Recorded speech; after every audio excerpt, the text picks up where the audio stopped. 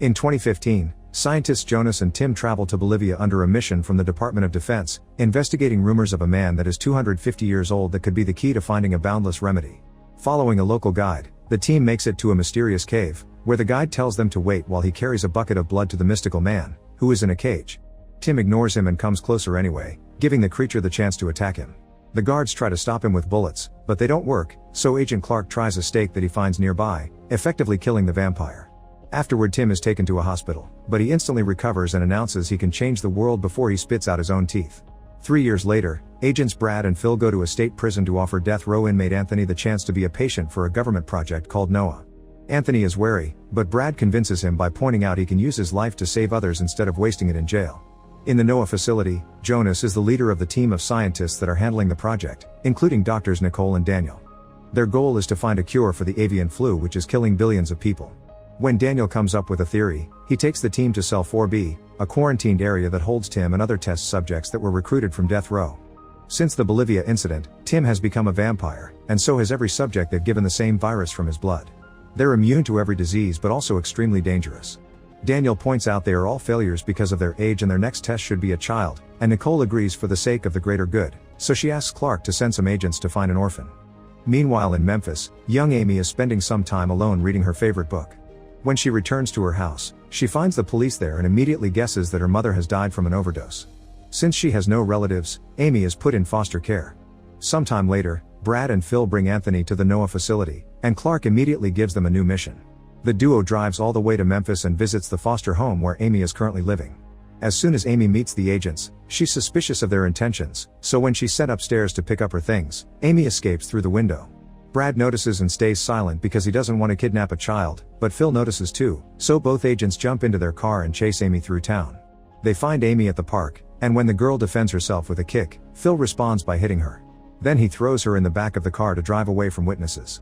A few blocks later, Brad stops the car and hits Phil, threatening with worse if he hits Amy again. Afterward, Brad comforts Amy and makes sure she isn't hurt, but she's still scared of him. Back in 4B, Sweeper Lawrence tells Jonas that he and many other employees have had many very realistic nightmares of Tim, but Jonas dismisses it as cabin fever. Daniel and Clark are inspecting inmate Shauna, and while Daniel is sure the subjects are no longer productive, Clark can't help getting a creepy feeling as he stares at her. When it's feeding time, a sink is filled with blood, and Shauna approaches it to drink while keeping eye contact with Clark. Later, Nicole returns to her bedroom and finds Clark waiting. The two end up getting busy, but in the middle of it, Clark suddenly sees Shauna instead of Nicole. Shauna accuses Clark of lying to her before revealing her vampire face to bite him, but at that moment Clark wakes up. Back to Amy, she notices there's a carnival nearby and Brad offers to take her. Phil reminds Brad that the girl is just a mission, but Brad ignores him and has lots of fun with Amy, allowing them to bond. Suddenly Brad gets a call from his ex-wife Lila, who explains she's considering getting married again. However, she wonders if Brad wants to give their relationship another try, but the weight of their daughter's death is still too heavy and Brad hangs up. Thinking about his daughter causes Brad to make a choice and he follows Phil to the bathroom, where he sneak attacks him and leaves him unconscious. They steal a different car and after a few hours of driving, Brad takes Amy to a lake so she can say goodbye to her mother properly and deal with her grief, which Amy appreciates. When the news of Brad's escape reaches Noah, Clark is sent to find him.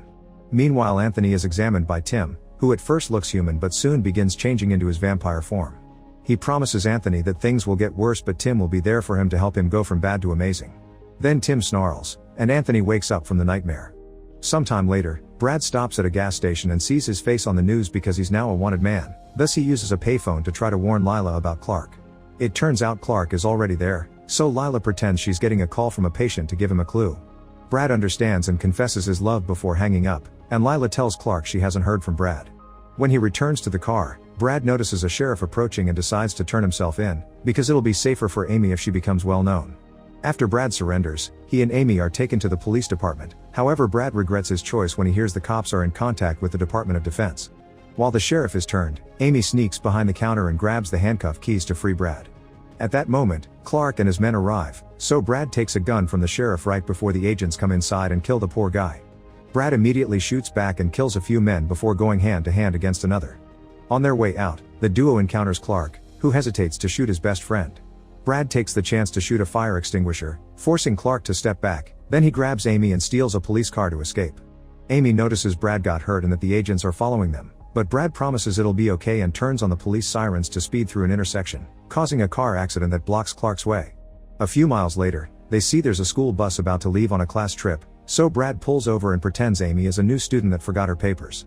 Amy is allowed to join the students on the bus, and she sits at the back to open the emergency exit and let Brad inside. One of the students tries to take a picture, but Brad takes the phone. Sometime later, Brad and Amy leave in another stolen car, but Brad is suffering from blood loss and pulls over right before passing out.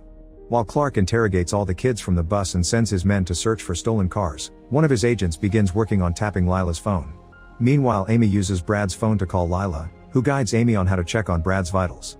Once they confirm the bleeding has stopped, Amy pinches Brad's chest to wake him up and hands him the phone. When Brad realizes what's happening, he furiously throws the phone away because he knows they can track the call. At Noah, Jonas gives Anthony the injection with the serum and a chip on his neck to monitor his vitals and track his location in case he tries to escape. Anthony wonders if Jonas ever thought he would be experimenting on humans, and Jonas says he didn't, but then he starts thinking about his past. His wife Elizabeth had been diagnosed with Alzheimer's and Jonas started to work with Tim to find a cure. When Jonas acquired proof of the existence of the 250-year-old man, he and Tim agreed to go looking for him for the sake of their research.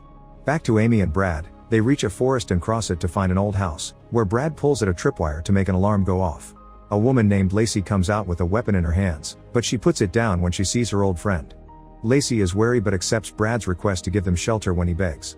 Meanwhile, Clark finds the broken phone on the road and orders his men to shoot Brad on sight when they find him.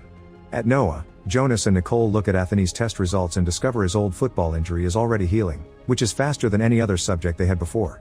This reminds Jonas of how obsessed Tim had become with the serum, and it was him who accepted to work with the Department of Defense because they would pay for the research. Elizabeth thought they were breaking the code of ethics, but Jonas thought healing her was more important. While Amy and Lacey bond, Brad hears the alarm going off, but it turns out it's just Lila, who knows the places where Brad would hide. Over dinner, Lacey informs Brad she's gotten a boat and passports from a contact so he can leave for Canada, but she also points out Noah will never stop chasing him because he knows too much and they'll probably just kidnap another child. To reach a compromise, Lacey offers to spread the story while Brad escapes with Amy, and Brad gives her the names of all the inmates he took from prison to Noah. Afterward, Lila takes care of Brad's wound and they reconcile. At the facility, Anthony's exercising when he suddenly hears loud music. He goes to investigate and enters a room that appears to be a bar where he finds Shauna and Tim, who tells him not to trust Jonas. They also try to share a glass of blood with him, and when Anthony turns it down, Shauna reaches inside his mouth to prove he's losing his teeth to let the fangs grow. When Anthony tries to leave, Tim gives him a message to pass to Jonas before he snarls to make Anthony wake up. The next time Anthony sees Jonas, he tells him about the dreams and passes Tim's message, which says you already changed the world, you have to wait to see how. Afterward, Jonas goes to see Elizabeth at the psychiatric hospital, but her advanced illness doesn't let her remember or understand anything. In cell 4B, the sweepers are doing their job and Lawrence notices Simms taunting Shauna. Lawrence tries to warn him it's dangerous, but Simms responds by pushing him against the cage and kicking his badge inside. A terrified Lawrence has no choice but to retrieve it, and he's surprised Shauna doesn't attack when he puts his hand inside. Simms thinks this means it's safe and tries to antagonize Shauna again, but this time Shauna grabs him through the bars and bites his neck, killing him. Meanwhile, Clark finds Lacey's contact and hits him until he confesses what he knows. The agents make it to Lacey's house in the morning, so Brad and Lacey immediately open fire. Lacey gets hurt in the process, causing Brad to accept to surrender while Lila tries to take Amy away. However, Amy hears Clark say he'll kill Brad, so she decides to come out and surrender as well. While the agents take Brad and Amy away, Clark remembers the time he met Shauna. He found some of his men trying to take advantage of her, so he beat them up and sent them away before calming Shauna down. The two of them chatted and became friends. Clark also promised her the test wouldn't hurt. Once they reach the facility, Amy and Brad are separated. Clark then joins a meeting to analyze the footage of Simon's death, and the scientists realize Shauna is more human than they thought because she only attacked the person that bothered her. Clark thinks this is a security issue and says they should euthanize her, which Jonas authorizes. Then